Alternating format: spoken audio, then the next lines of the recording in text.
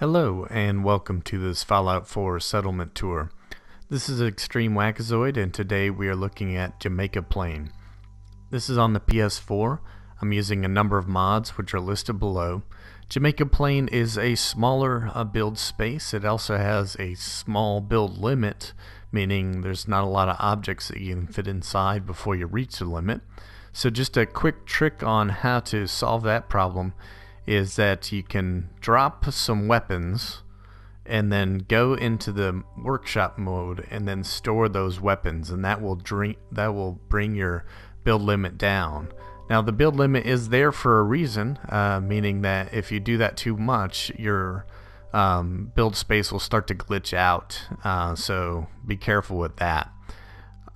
Using heavy laser turrets and minigun turrets, and some of them are raised up high like that on top of these awnings, and I do that so that they're protected from melee attackers. My settlers are growing mute fruit. It's the most efficient food to grow, and I gave them all the same outfits. I like to give them the same outfits in a settlement so it looks kind of creepy. I believe that's the lounge wear with the ballistic weave in their clothing and ballistic weave in their hats as well. One of the first things that I do when I build is I decide where I'm going to put my power source, and I definitely protect it. I typically put it up high, and so it's up there on top of that building. It's surrounded by concrete, so that way attackers will target your power source, and so they pretty much have to hit that with a well-timed grenade. So I typically just have about 8 settlers. I think it's the most efficient number. It's 3 farmers, 4 vendors, and maybe a provisioner or a guard. And so my shop area is inside here. It's within this wooden structure and metal structure. I like to have a lot of different build materials, so it looks like they really did just grab a bunch of scrap and then build their settlement with it. And it's supported by these ball track supports and farm posts as well.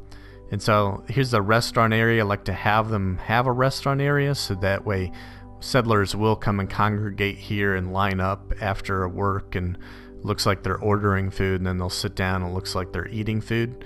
And I like to have a functioning restaurant look, and so there's a sink, a refrigerator, oven, some cabinetry, and a couple of grills over here. And then my clinic vendor, it's a tier 3 vendor stand. I like to place items in the shelves so it looks like they're actually selling something. And there's like a gurney over there, and I like to give them a lab coat so it looks like they're a real doctor.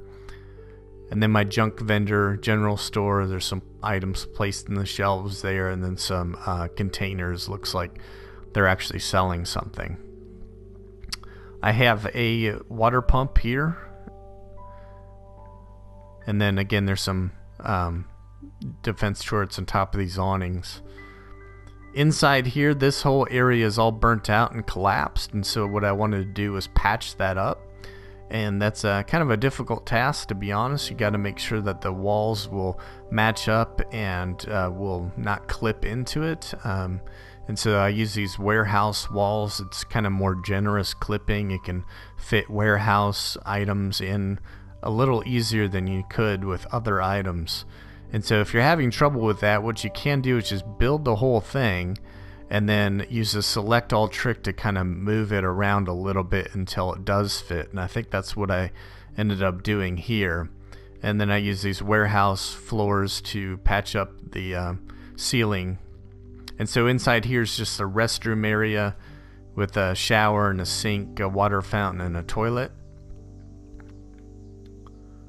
And then I'll show you the inside here. There's some residences. I like to use these same beds with some shelving. And then up here I fit other residences, beds and cabinetry. I use this as kind of a wall with the shelving and a locker. And again, this is all patched up. So this is a really collapsed wall. Really collapsed. I think it's completely empty roof, and so I patched that up with these warehouse floors and walls, and